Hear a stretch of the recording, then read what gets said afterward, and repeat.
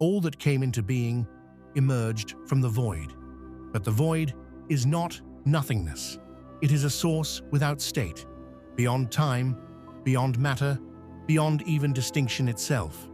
Egypt never named it, not out of ignorance, but because it understood.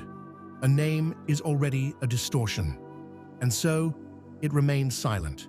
The undefined must not be spoken, or else it begins to die. Darkness is not evil. It is the first differentiation. Darkness does not generate. It longs for form. It is a concentration, where the heat of distinction first emerges. Vibration does not arise from darkness, but accumulates within it, like pressure, seeking resonance. Darkness is the void's desire to be heard. Between darkness and form, a field is born, unordered yet saturated. Egypt called it none, not disorder, but everything that could become anything. Chaos is not an enemy. It holds all laws before they collapse into structure. Egypt knew how to discern without dissecting. The world was not built, it sounded. The first vibration was not a word, but a tuning of fields. No name was called. It resonated, not in ears, but in the fabric of darkness.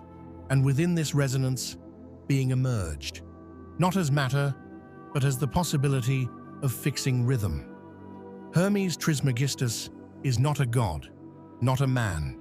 He is consciousness that passed through the limit and retained form upon return. He does not carry knowledge. He is knowledge that preserved itself. He is not read. He is recognized. He does not teach.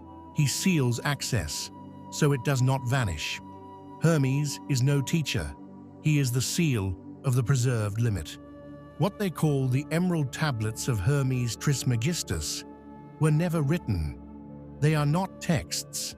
They are forms, left in the field as imprints of passage. They cannot be deciphered because they are not symbols. They are structural traces, fragments of the reality to which he returned. Hermeticism is the reconstruction of a shadow, of what was never spoken.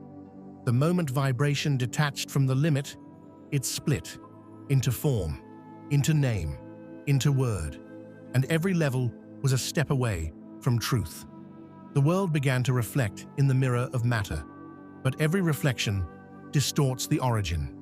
From that moment, all became named, and thus separated from itself. Ma'at is not justice. It is alignment with the limit, not morality, not order, but memory of how reality sounds before it is split into self and not self. Violation of Ma'at is not a crime. It is a fall out of the rhythm of knowledge. Ma'at does not regulate, she points, and whoever lives outside of her is already dead. Thoth, the Atlantean, also Hermes, does not speak. He fixes the boundary. His task is not to explain, but to prevent disappearance. He remains silent, for every word destroys the form in which the true can be preserved. His presence is a safeguard against total disintegration, not for all, only for those who can refrain from asking. The entire Egyptian model was an attempt to preserve access to death as knowledge, to form as the limit of vibration, to order as the shadow of darkness. The fall was not into sin, but into the word. From that moment on, every sound is already a distortion. Every speech, another level of loss, and all that remains is the drop.